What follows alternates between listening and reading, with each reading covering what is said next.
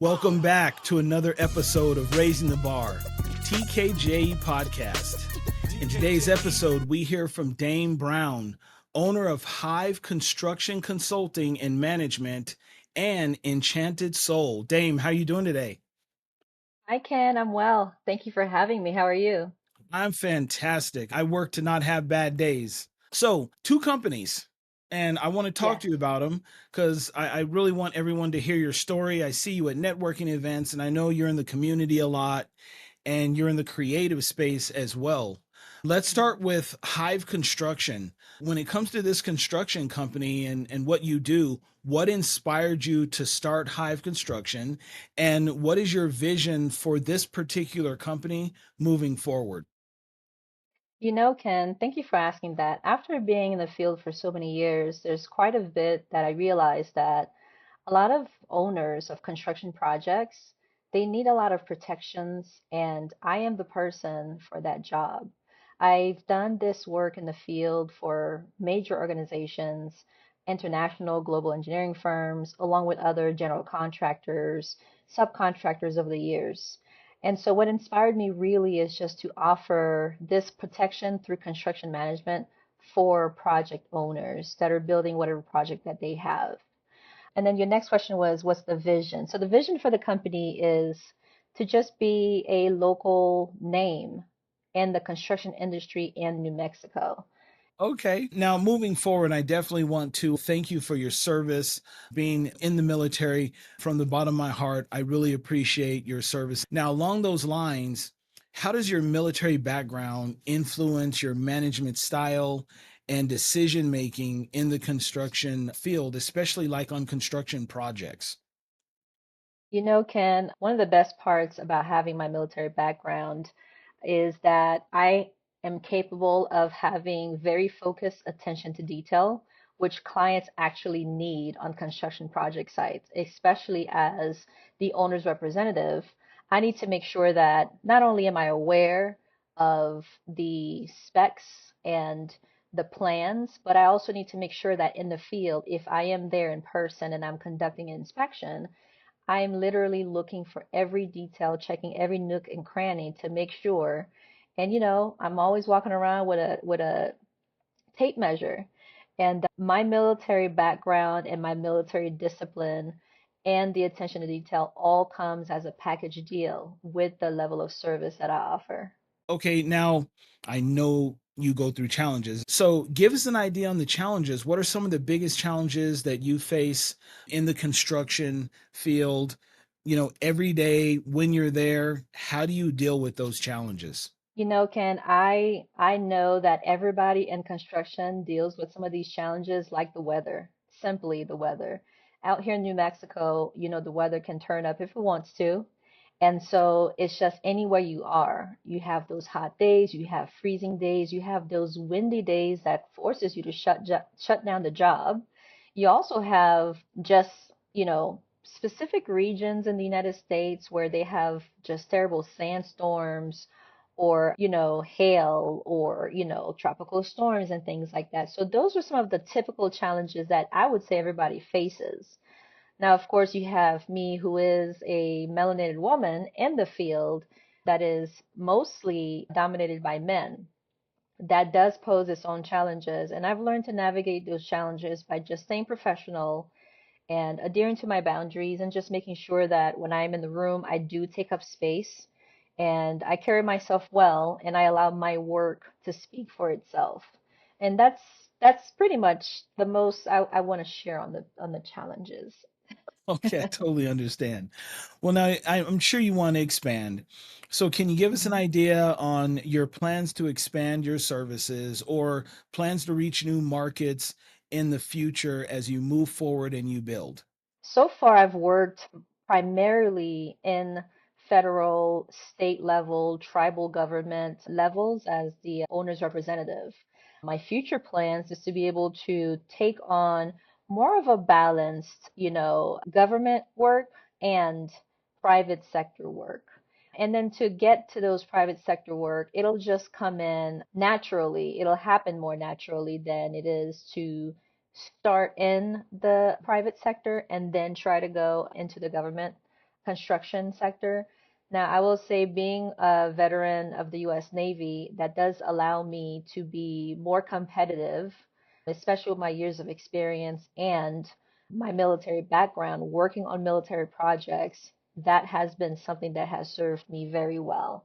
But nonetheless, I do want to be able to branch out to the private sector and take on some of those projects and also, carry that service that I offer to the government to private groups. Now, let's discuss community. I see you in the community a lot. I see you at different functions. So I know that's something that you believe in. But can you talk with us about your involvement in the community when it comes to this particular business? In construction, it is a world of a community of its own. I mean, there's so much that you can do in the field of construction, in the industry of construction. And as a construction management, my favorite thing to do in the community is to mentor high school age up to undergraduate college students. And I did that for a number of years. And now through Hive Construction Consulting Management Services, I do offer a mentoring program, and it's a mentoring and internship program. It's called the Entrepreneurial Intern. And through both businesses, I offer a perspective of the small business owner with a storefront and, also the private firm aspect of Hive, so that those mentees and those entrepreneurs or those interns who are looking to try their hand at entrepreneurship, they have that exposure through me. They get to watch me work, they get to ask those questions. And if they choose to give themselves a prompt and I can help them figure that out, or if they allow me to assign them a prompt and they do the work to figure that out, that would be the best thing that I know that I have to offer to some of the youth. And that is my biggest way of giving back to the community outside of your standard sponsorships and, financial donations and things like that. Okay. Now, let's talk about Enchanted Soul. Tell us a little bit about what is Enchanted Soul. Let's talk about what do you do? What is it about? So Enchanted Soul is a brand and art gallery that is established in the state of New Mexico in Cedar Crest, Burnco. Now, Enchanted Soul Art Creatives Gallery and Shop, it is a proper art gallery that also happens to have art supplies, some gift items, and everything in the storefront that is available for retail. Everything is made by an artist or an entrepreneur, small business in the United States. Because of my military background, I have adopted, especially through the construction industry, I have adopted for the gallery a lot of the Buy American principles and values. And so the artists, the makers, the craftspeople, they all create and fabricate everything here in the United States. Now, Enchanted Soul also offers events, community events, so poetry nights, or there's a seniors mixer called Born Before 1960 Mixer, just something for everyone. And then the holidays, there's a food drive, there's a children's art contest, and just, throughout the year, various different workshops, meet the artist, all kinds of discussions that's scheduled to provide local entertainment to the East Mountains of New Mexico and local, art supplies to the residents of the East Mountains. They don't have to drive all the way to Santa Fe. They don't have to drive all the way to Albuquerque. Enchanted Soul is there for the community to have access to art supplies and local art, all New Mexico artists, Native American artists. And the most important thing I didn't mention is that the art gallery is a contemporary art group exhibit. Now, you mentioned the community a little bit there. So, what's the vision of Enchanted Soul, and what role would you like it to play when it comes to the community, and where do you see it going as far as being more involved? I think through Enchanted Soul, I see the opportunity for Cedar Crest to eventually become a happening place, very much like Nob Hill. And so, with that said, this is the humbling, beginnings. everything is owner funded, so it's a slow start, you know. And all the little woes of being a small business owner, I just have to, you know, kind of make it through these days so that later on, when this place becomes that community hub where people know that they have something local that they can look forward to, and it's all here at Enchanted Soul.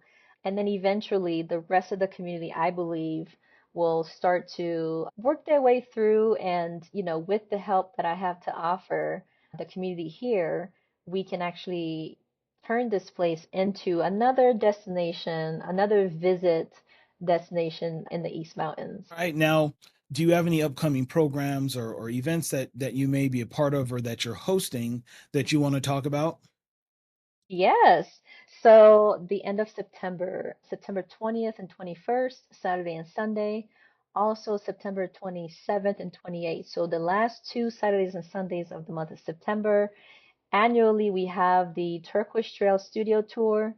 It is a rugged adventure where people are taken on this wild ride from gallery to studio to, you know, gallery to studio. And this is all artist led.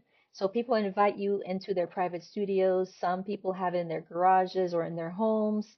And then, of course, you have art galleries like Enchanted Soul who are participating. And basically, we put on this big effort for the folks who are visiting to be able to just check out local art, see what's happening in the East Mountains.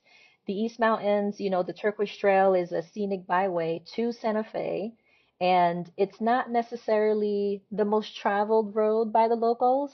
So I encourage locals to come out to support that. Further than the Studio Trail, Enchanted Soul is celebrating its first year anniversary on October 1st. The Hispano Chamber of Commerce is coming over to do a ribbon cutting at 2 p.m. October 1st. It's a Wednesday. And then you can stay and hang out. There are plans for a really fun happening. And just today, I started sharing about a very special exhibit that the art gallery is hosting, its very first special exhibit called Nocturnal Buffet. And all I can say right now is that it's going to be a brain massage, okay, to challenge your perception. Thank you for asking. There's a No lot problem. coming up for me this fall and this season. Awesome. Sounds exciting.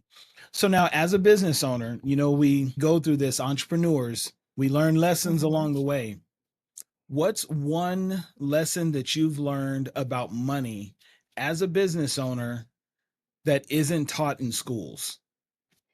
You know, with the advent of AI and social media just being ever so present into our everyday, something I'm just learning is that everything costs money from banking to you know, obviously advertising to just, I mean, the transactions that you have to make for a small business, everything costs you so many cents for the dollar that you're trying to either put in or take out.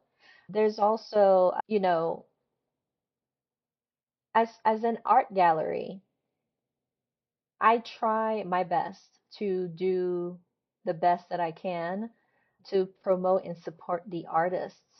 And what I'm learning also about money is that people have lost the value that it is to make something by hand.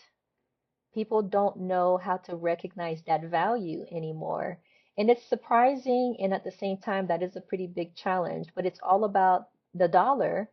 And so people are not quite putting themselves in an artist's shoes to try and create something from nothing or just with raw materials, just to provide an end product that is aesthetically pleasing and very from simple to complex. I mean, art is so subjective, but I'm realizing that, you know, the value that we have in handmade goods versus the items that are produced by machine and the likes, you know, I think that people are not recognizing the value of handmade items.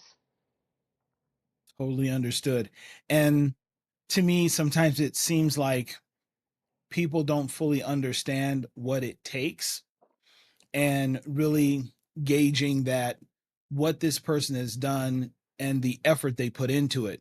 But then on the other Right. side of that, being able to find the right person for your product as well, right? As Exactly. an artist and as a business owner, we have to make sure that we're showing our product and services to the correct market, to the target market. So totally understand.